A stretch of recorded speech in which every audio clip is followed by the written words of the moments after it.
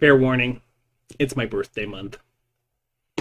You'll probably hear me harp upon my birthday month for the next month. Uh, and I'm weird. I mark my birthday month in different ways from everybody else, or maybe from anybody I've ever known. Um, it's not just the month I was born. I actually mark off 15 days prior to my birthday and 15 days after my birthday, and that's my birthday month. So mine actually started on the 27th of September. So I'm in the middle of the first half of my birthday month, which will culminate in my mid-birthday day, which would be my birthday. And then, of course, I will continue to pester people about my birthday month for 15 days following that, just in case people weren't able to properly greet me or give me gifts on my birthday. I'm terrible. Hey, so you know what? Let's start this party.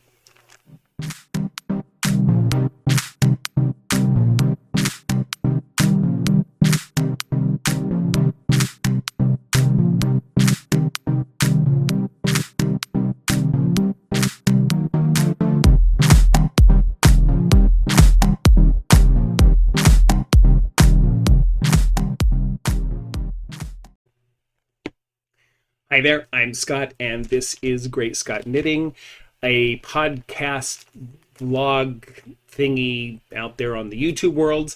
Anyway, welcome to episode 30 already. 30 episodes of my little journey of whatever it is I'm doing with this little show. Hey, if you are a returning viewer, thanks for keeping up with the craziness that is this little channel. If you're new, welcome to the party. Welcome to the crazy whatever it is we're doing here. I hope you like it. I hope you stick around. I hope you contribute. Say hi. Tell me your favorite bread recipe. All that kind of good jazz. Today is Sunday, October 3rd. The 3rd of October. Today it is, I think it's supposed to be around 80 today, but yesterday the high was 70. Dare I say that we are nearing unto the magic words that every fiber artist loves to hear, sweater weather? Are we finally there? Are we getting really close? It's starting to feel like it. I've even seen some color changes in some of the trees around here in Wichita, Kansas. Not dramatic, but I watch those things. So I've seen some color changing. Now, here in South Central Kansas, we're really not known for our big, beautiful fall colors, but we certainly see changes.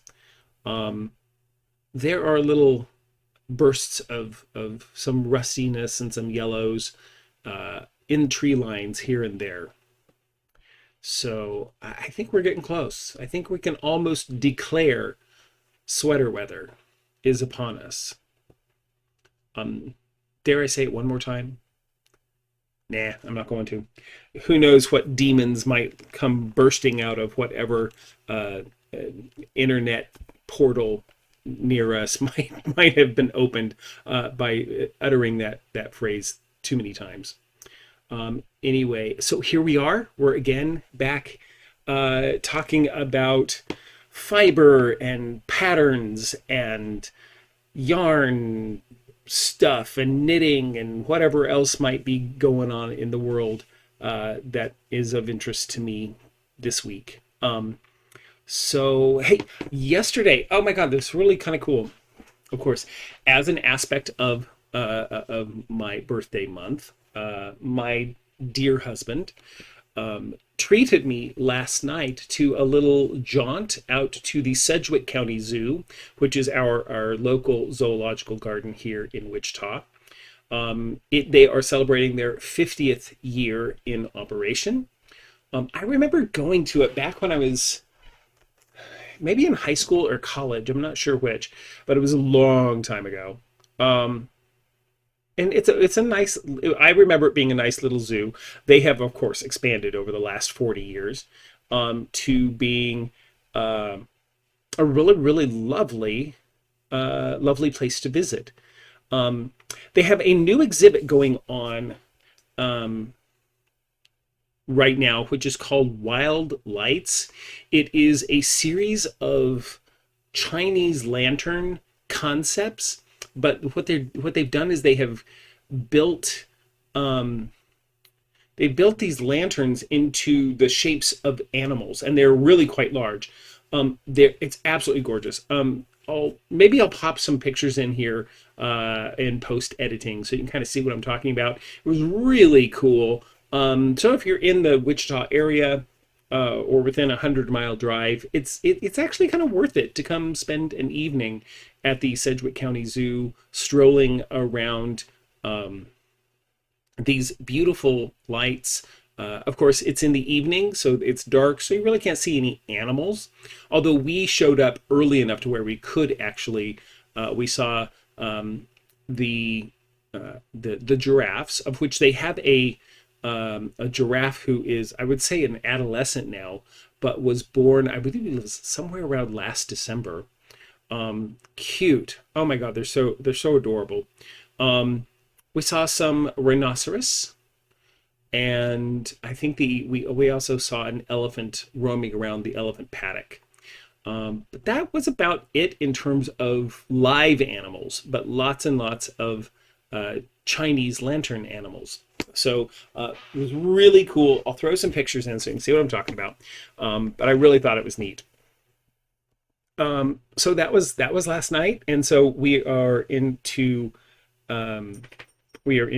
today. Last week, I was going to podcast, but something else got in the way, of which right now I'm not going to tell you what that something else was, but eventually you will know what that something else was that got in the way. Probably in another week, you'll have some kind of a concept of what that other thing that got in the way of me podcasting was. Was that cryptic enough? I'm not sure if I was cryptic enough.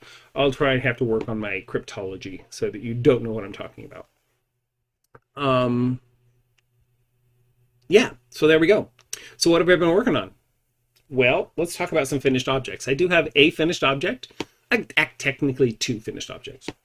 I was able to finish my Easy Goes It shawl. Let me see if I can get it splayed out here in a generous fashion. It's kind of long and narrow, but it was fun. I had to alter it a little bit more because when I got to the point where it was at the end of the pattern, I wasn't at the end of my yarn. And I was like, you know what? I'm not going to save like another, probably about maybe a third of the skein. I'm not going to like hang out with a third of a skein of yarn.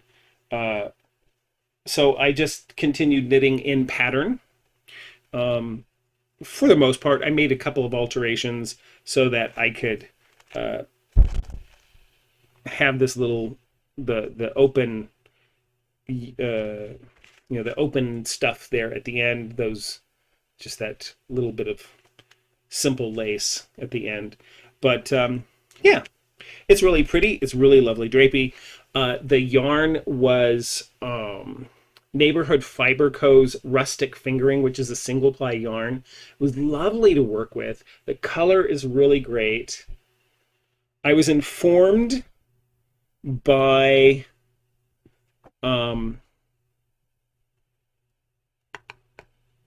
someone in the area of where the Neighborhood Fiber Company dyes their yarn, that their colorways are based on localities around them. So the color name was called Cherry Hill, which really has nothing to do at all with the actual color. So it doesn't look very cherry to me, although maybe a little bit. But there is a locality around there called Cherry Hill, and so that is what is being referred to in this colorway, not so much does this look like cherries. And regardless of the fact, I think it's an absolutely beautiful colorway. It knits up very nicely. I would highly, I would buy their rustic fingering again if I wanted a really lovely single ply yarn. It is 100% superwash merino wool, so it's really easy to care for, and it will grow if you're not careful. Um, yeah, so there was that. Really pretty. You may have seen Mr. Spock sporting that recently on Instagrams and Facebook. Um, because I am trying to push the weather into something cooler, something much more palatable, at least for me, I cast on a hat. Really pretty, really kind of fun. Um, my neighbor is very good about buying me just random skeins of yarn. Often it's chunky or super chunky, and I don't do a lot of chunky knitting except when I knit hats. And so I was like, okay, it is clearly time to cast on a hat. It takes about uh, maybe 2 hours to crank this out of actual sitting and knitting. Um, So really lovely. The name of the pattern is That Simple Hat Pattern by Lizzie Rose Knits. It was a free pattern on Ravelry, so really quite nice. The yarn is Lion Brand's Woolies Thick and Quick in the colorway called Coney Island. So really nice. I love um, the variegation. The Woolies Thick and Quick is 80% acrylic, 20% wool. So it has a wool fiber content to it. It's really quite heavy and thick, which will make it a really great winter hat, which reportedly, or at least the people who roll bones and soothsay and put out the Farmer's Almanac says here in central Kansas, it's going to be colder and snowier than normal. We will see. And because there was a little bit of that yarn left over, I threw together a very small, short, I guess I would call it a cowl, but it wouldn't, I mean, it's actually really quite nice. It'll just like gives you that little extra hunk of warmth right up around your neck. You put your coat on, it'll be right there for you. So really nice, and have a matching hat to go with it. So that's what I finished knitting. Okay, some of you may be going, but wait, what about those socks that you've been knitting on over the summer?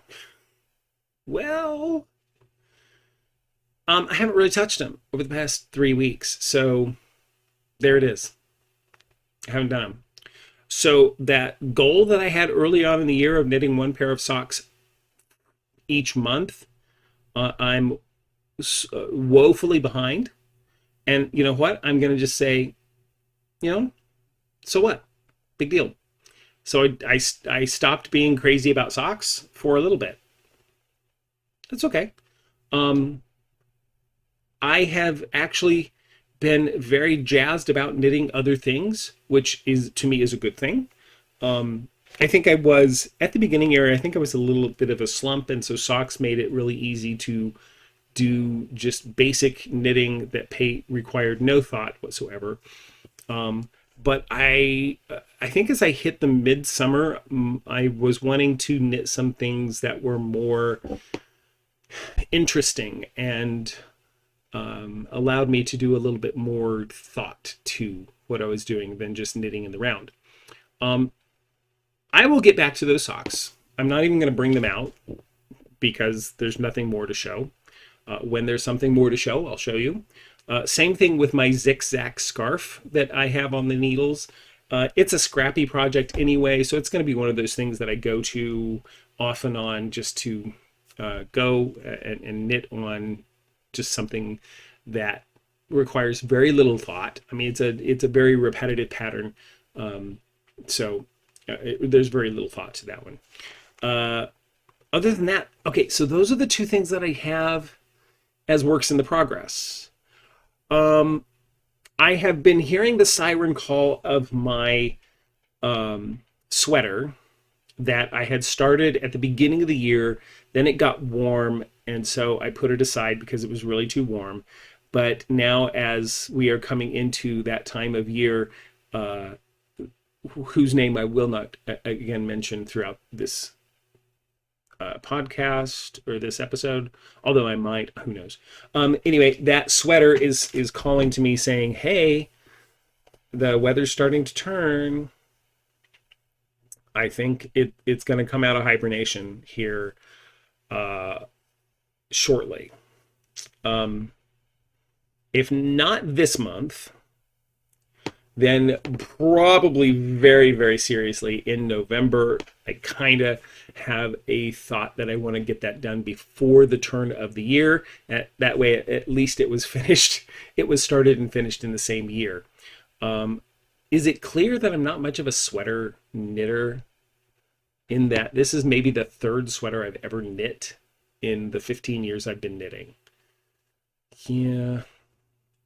Maybe I need to do with sweater knitting what I did with sock knitting, because I wasn't a sock knitter either. And then I committed to knitting socks on a regular basis, and I was pretty successful for about half of a year, which is not bad. So maybe I need to do something like that with sweaters. If I can get this puppy done, which is the flax sweater by Tin Can Knits, of course, probably the easiest sweater there is out there to knit. It's in worsted weight. It should go fast. I find that it's harder for me to knit with bulkier, heavier yarn than it used to be. I used to be all about the worsted weight. I used to be all about it, but now it kind of cramps my hands a little bit. I really like DK and finer.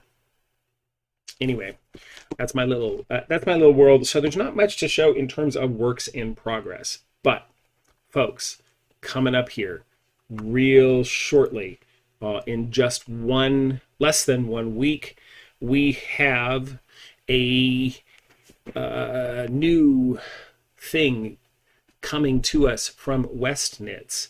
The shawlography is coming our way. That's what I want to do. The shawlography is coming up. The first clue will be hitting our inboxes come, I believe, Friday, October 8th. Do you have your yarn? That's the good question. Do you have your yarn picked for this project? Let me see if I can show you what my yarn looks like. Let me go to my projects and go to my shawlography. Yep, there they are. So here are my colors. Let me make this full screen. So here's my colors, straight from a dye studio that I just happen to be very close to, Mount Carmel Yarns, wherein I am the the dyer behind that craziness. So yeah, I dyed up my own set. Here's what it looks like in gray tones. So you can see I have some good contrast going on here. That was my huge goal, was to create some contrasts that would be evident. So I have a couple of lighter colors, but though again, a contrasting color scheme there. I've got some mid-tones, which are also somewhat contrasting, and then I have my dark. So I have a good light, medium, dark with a couple of color pops, and that's what those look like here. This sort of tannish gray, a gold, a sort of light reddish purple, a traditional purple, and then of course this dark brown. I was going for a very fall vibe to this. I think at least I nailed it in my mind. I don't know what anybody else thinks, but I think this is going to be really cool. I love these colors. I love what Stephen West said in all of his videos around this. Say yes, don't stress. What did I stress a little bit? Yeah, probably did. But I've been loving how the things that he's been posting out in regards to this mystery knit along. So it's been really fun to watch him promote and push this. Not that he needs to do a whole heck of a lot of promotion for people to get interested in his shawls. His designs are so interesting. I was really once I saw what happened last year with Slipstravaganza, I was like, oh my gosh, I wish I jumped in on that one. Or could have jumped in on that one. I mean, it just wasn't possible for me last year. But this year, I'm like, yeah, I'm jumping in. I'm going to knit this puppy. I don't care what it turns out to be. My mind is open to it, to whatever interesting shapes, stitches, color contrasts that he wants to bring forth. I'm ready for it. I think it'll be cool. So that's what I'm going to be casting on here at the end of this week. So I'm going to just kind of keep myself busy with some small pattern knitting until then. Just little stuff here. I don't know, maybe this is when I bring out my sweater so I can just run a few rounds here and there, maybe get the body of it done so I can then move on to Sleeve Island. Who knows?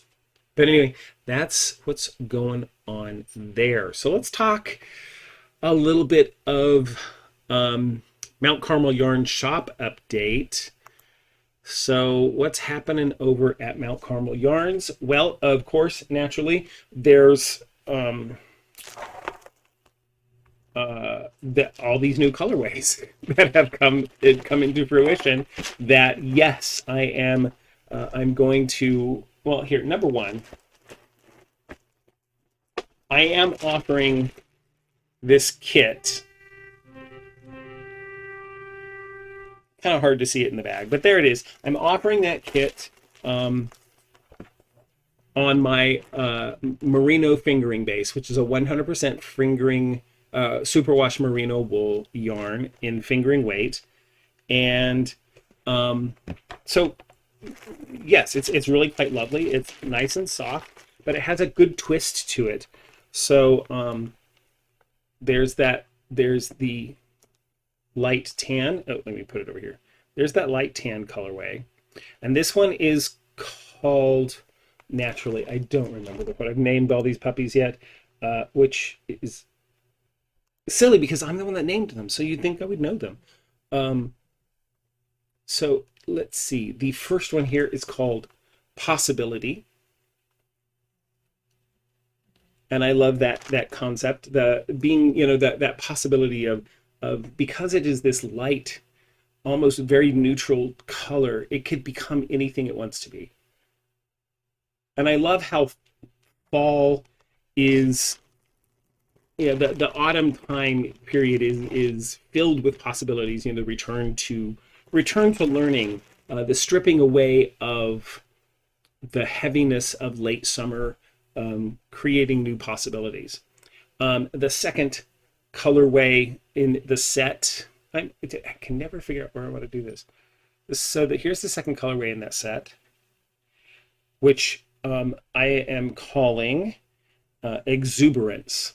It's this lovely gold tonal color, which I think is just so, it just feels, the color looks so rich to me, and so full of energy. So I love that name, Exuberance, which for me, fall is a very exuberant time of year. There's these new colors that come out. You still have the late summer deep rich greens, but then you get these, you start to get in these pops of color that you don't often see. And the again, with the new possibilities coming in and the new energy that flows in from the change of season, again, kind of gives you that exuberant feeling. At least it does for me. So the third colorway I'm calling symmetry.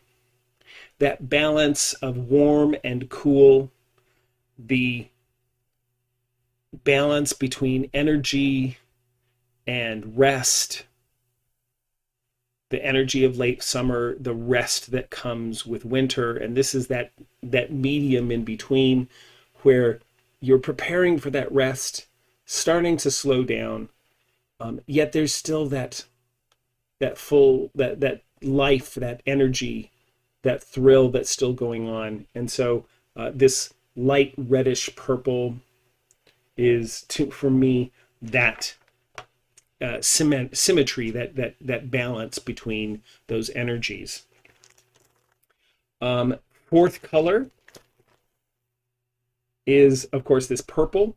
I don't know that it shows up very blue, but it is definitely a purple.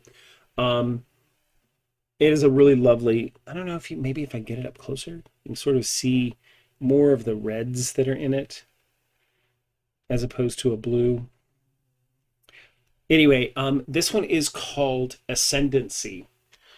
Purple being that color of royalty, that color of lifting above the commonness of life. So I call this Ascendancy. That we ascend to another level of being as we move from one time of the year to the next, and that there's some richness to be seen and felt as we slough off the detritus of summer and the heaviness that can come with late summer, with the additional, the heat that kind of lingers and makes you tired of it. Now is the time to feel that cooler, that lighter energies that come as we begin to slough off those things from harvest, the end of the year. And then finally, Perseverance is my dark brown color. So it's a very rich reddish brown. I really enjoy this color.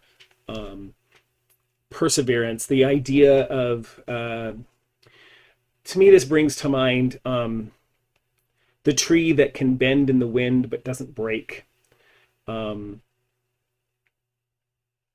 That it loses its leaves in the fall, goes into a resting period, yet in the spring comes back full and vibrant and full of life again. So that idea of continuity, pushing through, the growth and rest, that if you just persevere, keep pushing forward, the times of loss and rest will again return to a time of growth and energy. So perseverance and ascendancy and symmetry and exuberance and possibility are my fall equinox colors. The set is also available in Mount Carmel yarns, as well as the individual colors. The set will be available on my merino fingering, and the individual colors will be available on all my other bases, which are basic sock, high twist sock, a high twist DK, and merino DK. So go check out Mount Carmel yarns. Look into those lovely solid and tonal colors for fall. I still have a few of my inaugural collection out there as well. Feel free to pick up any of those. And let me just put this out there for you all. If you are interested in any of my colorways on in more quantity than is currently in my shop, message me on my shop and let me know, and I can look into the possibilities of accommodating your request. as a special order. So I'd be glad to do that for anyone. So there is that. That is my shop update. Please go visit. I'll put my link to the shop down here below somewhere so that you know where to go. It will also be linked in the show notes below. Cool. Let's see. We are at about a half hour. Great. Actually, I wanted to bring up a kind of a new topic, and maybe I'm going to run through this occasionally for a while until I'm maybe tired of doing it. And what I'm thinking of doing right now is talking about probably one of the most prevalent tools that we have at our disposal as fiber artists, as knitters, as crocheters, out and other fibery world activities, is the website called Ravelry. Now, Ravelry has become sort of contentious for some folks over the last couple of years, and that is completely understandable. If you are a person who made use of Ravelry a lot in the past and have found due to their most recent design changes, to have found it untenable to use, to you, I commiserate. I understand. There are real aspects of their design which have made it difficult for some people with different eye strain and other types of conditions that that site now triggers. I believe I also heard that one of their goals was to actually correct some of the things that the old site did for a different group of people that said that their old site had some of the same triggered some of the same conditions or similar types of conditions for them. So they tried to fix it for one group and wound up breaking it for another. And then there's those of us in the middle. I wish I knew what the answer was. I think part of that answer would have been for Ravelry to have been more responsive and more inclusive with those people in their design process. And if they didn't, and to have acknowledged that, maybe they didn't do that at the outset, that they could have then maybe brought some of those folks in after the fact and maybe made some corrections and really made that obvious that they were trying to make the corrections for those folks. I don't know that they did that, and quite frankly, I don't know that they didn't, because I didn't pay close attention to it, because it did not, honestly, it didn't affect me, which is, again, a level of privilege that I have in not having any of those conditions that were triggered by their change. Am I aware that some people now find that site completely unusable? Yes. And I do truly feel that Ravelry needs to address that. Then they need to continue to work on their site to try and make it more usable for more people. I think they know some of these things are out there. I think at least I hope that they have a desire to correct some of those issues. Me not being a web designer or a coder of any kind, I do understand what's behind it. And I know enough about web design and web coding to know that there are a lot of things underneath the process that are difficult. These are, for the most part, unpaid gigs for the people that started and designed and built and maintain Ravelry. Does that absolve them from any need to correct things, I will say no. They need to make concerted efforts to bring people into the process of designing, testing, giving feedback, and they need to be in a position to welcome that feedback openly. And I don't know that they did that effectively during this last change to their site. But it is still, at this point, to my knowledge, one of the most prominent tools we as fiber users have for finding patterns, selling patterns,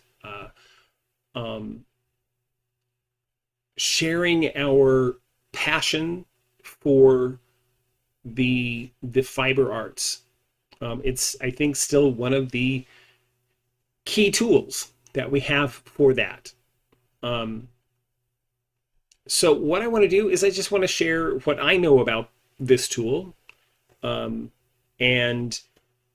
with the knowledge that some of you out there may find that this tool is still not something you can use, and that's unfortunate. So I wanted to put that out there.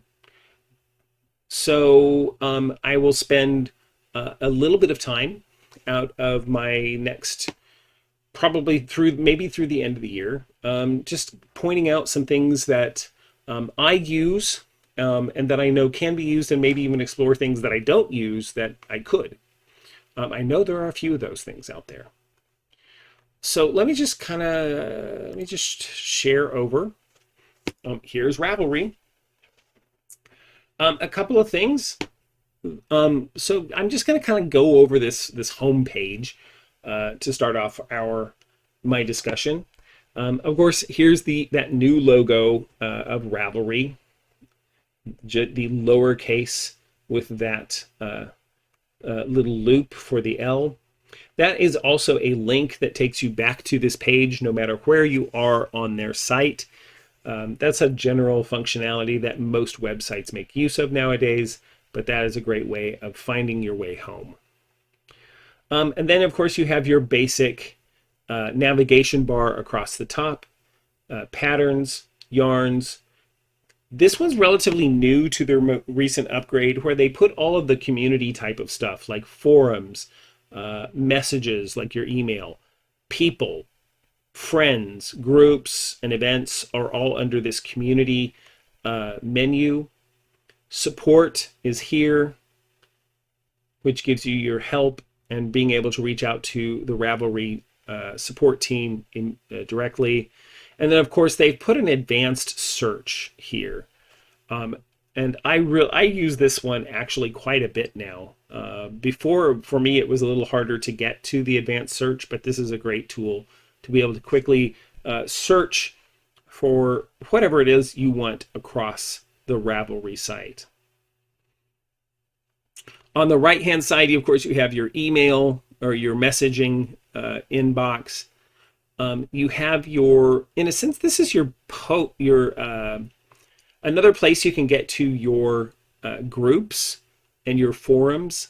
I have grouped a lot of my forums into different groups. A lot of the community pages that I follow I have grouped into different sections here, so that I can easily get to the list of those particular forums and follow things that are going on in the groups that I'm interested in. You have your notebook, which of course includes your projects, your work, the pattern queue, your yarn stash, tools that you may have, like the different knitting and crochet tools, your favorite list, and your library of patterns that you have either purchased or saved in another fashion. And then for those of you who might also sell patterns or various other things through Ravelry, here's your professional tab, which gives you access to manage your store. Then last but not least is your profile, where you can manage your profile, boy, well, it's just almost the app. Your profile, designs, other settings, your mode. So there's various modes that you can make use of. Contributions to the database, manage your purchases, preview new Ravelry features, export your data into various spreadsheets and tools for yourself, and then also give feedback back to the designers and maintainers. So that's just some basic stuff there. And of course, the main part of your homepage is going to be on a monthly or just every once in a while, they're going to change this up to give, to highlight different aspects of the Ravelry site that you may or may not have known about, different activities and events that are going on. Occasionally you'll see things in here like in memoriam of prominent crafters passing away, just all sorts of different community and site usefulness shows up here. You also have a quick search where you can do patterns, designers, books, people, you name it. It's very similar to what you find up here in your community, but this makes it a search tool. You have other helpful links that make it easy to navigate. Marketplace, so you can find things that are for sale. Then there's very little advertisements that will show up as well. And in general, that's your homepage. Basically, it's a great launching tool to every place else in the Ravelry site that you might want to experience. So I'll end it there. I'll leave it at that for this journey. I'm not going to get too deep. Kind of neat to see, how many Ravelry members are online at any given time. Sometimes that's a higher number than this, other times lower, but it's interesting to see that as I log in, I can see how many other folks are out there that are looking for patterns, chatting with other people. That in a sense, this tells us one key thing: we are not in this all by ourselves. We have a lot of people out there that share our passion and share our drive to create, be it as a dyer, as a knitter, as a crocheter, as a weaver, as a spinner. We're not alone. We are a community. I spent a good portion of my last 15 years as a knitter knitting very much on my own without a community. Ravelry was there. I used it to find patterns. I used it to some extent to share my craftiness with others. It was a way of validation, getting validation from others that what I was doing looked nice, looked good. Makes you feel good when other people appreciate the work that you do. For a long time, Ravelry was it for me. So I appreciate that they exist in the world. And I want to learn how to use that tool better. I used to use it a lot more than I do today. I still use it as a primary way of getting to patterns. I've not yet discovered another tool that is as extensive and as easy to use, and that gets me the results that I'm looking for. If you all know of other databases, other forums of patterns, designers that are out there that provide both free and paid for opportunities, let me know. I would love to explore other opportunities and venues that are out there on the interwebs. So yeah, share with me your thoughts around the basics of Ravelry. What would you like to learn? What would you like to know? And I'll see if I can go figure it out If it's not something that I automatically or that I already know how to do, I'll go learn it, and I'll share that back with you. So if there's something specific about that website that you want to know, I'll do what I can to find the answers. Cool. Well, folks, it's been almost an hour that we've. Oh, hang on. Before I close it out, man, here I am throwing up the end credits, and I'm really not done yet. So what have I been doing outside of the fibery world? Working, of course. The drum beats towards a very important period in my part of the business world, which is right now Medicare sales, Medicare plan sales, which October is a huge milestone month on a yearly basis. In the Medicare world, October 1st is the release of the new plans for 2022 that insurance carriers provide to the Medicare world. So if you are interested in a Medicare Advantage plan, now is the time to go to Medicare.gov or go to your current carrier website and look at what plans are available for you this coming year. And then starting October 15th, you can sign up for a Medicare Advantage plan as well for the coming year. So there's my little PSA. If you are someone who is eligible for Medicare.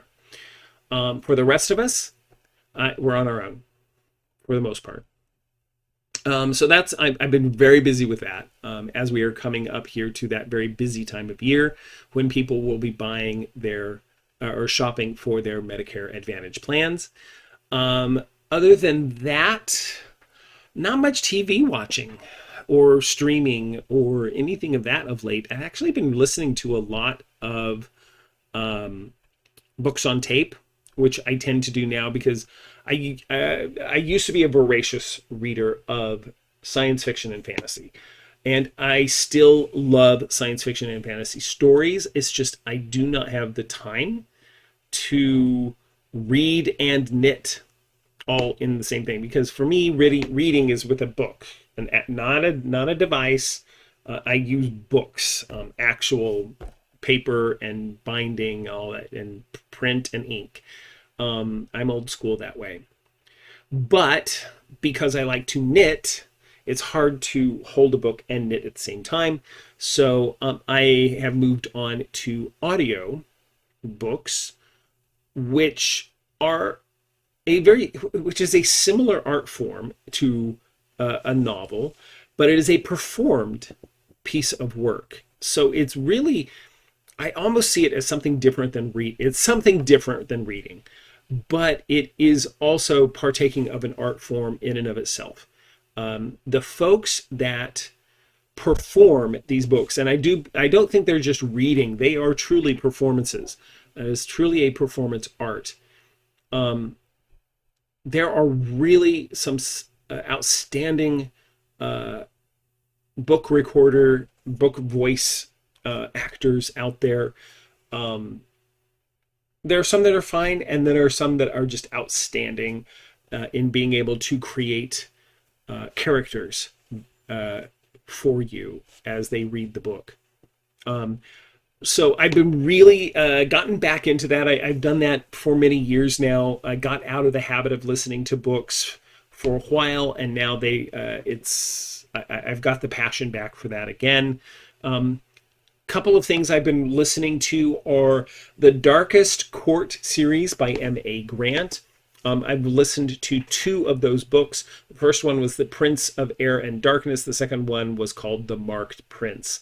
It's a story centering, it is primarily I would call it a gay romance novel set in a modern period, but with it's set around the fairy courts, the Seelie and the Unseelie courts, winter and summer, and the a relationship that is born from the first book is about a relationship between a prince of the unseelie court and a mortal who has access to the magical ley lines, and that the love affair that basically forms between those two. The second one, The Marked Prince, is also about a prince of the unseelie court, the elder prince, the one who is destined to take the throne of the unseelie court when his mother, Queen Mab, passes. And that story is about how he is captured by the Seelie court, the summer court, and is held captive because the magic of the Fae, the fairy magic, is starting to disappear, and each court is blaming the other court for it, and the Seelie court has captured the unseelie prince. And the storyline is about how a fairy who was born half Seelie, half unseelie,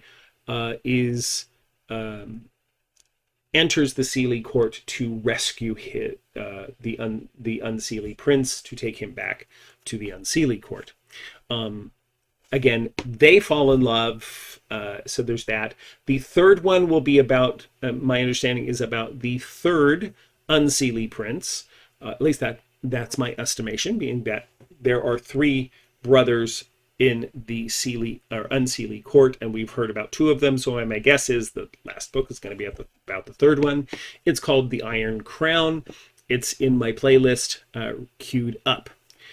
I have also started listening to the All Souls trilogy by Deborah Harkness. I know it's extremely popular, as the first book, A Discovery of Witches, has been turned into a series. I just don't remember which streaming platform that is on.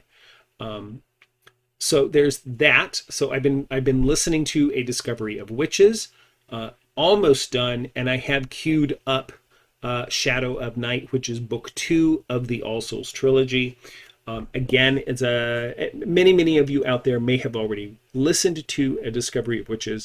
I know there is Trilogy Yarns, I believe, has a series, a yarn series club based on A Discovery of Witches. So I know a lot of knitters enjoy that.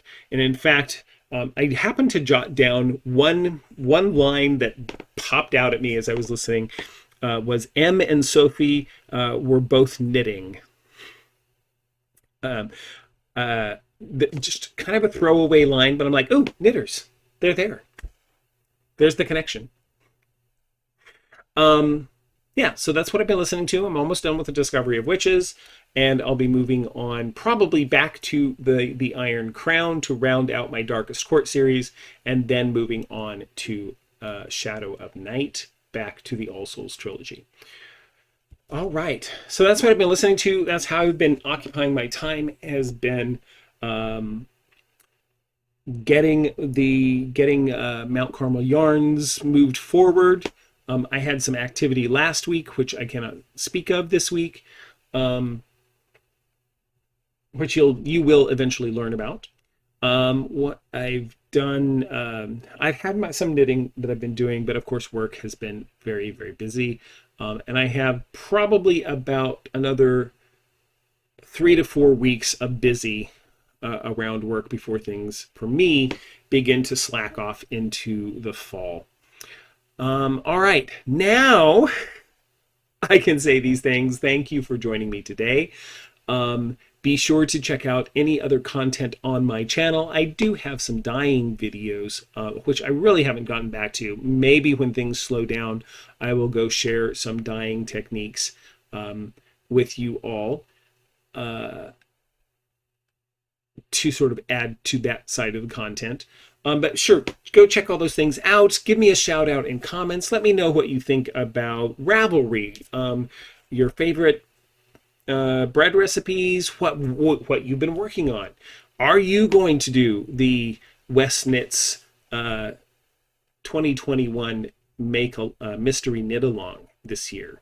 And if so, who did you choose as your for your yarn? What did you choose for your yarn? Use something from your stash? Did you buy something specific? Are you gonna go buy mine? Anyway, who knows? Let me know these things down in the comments. I would love to hear from you all. I love it when you guys share your journey with me as well. You can, of course, find me on the various social medias of the interwebs. My links are in the show notes down below. I have a Facebook page for both GreatScott Knitting and Mount Carmel Yarns. Go check those out. I will also have links to my Instagram of GreatScott Knitting and my Instagram page for Mount Carmel Yarns. On Ravelry, I'm GreatScott KCMO, and excuse me, I have a Ravelry group as well. So see all those links and links to any of the patterns that I've talked about today in the show notes down below. Links to any of the yarns that I may have brought up are also down there as well. Thank you so much for joining me today. May you have peace in your home and the fullness of joy for all who dwell there. Bye.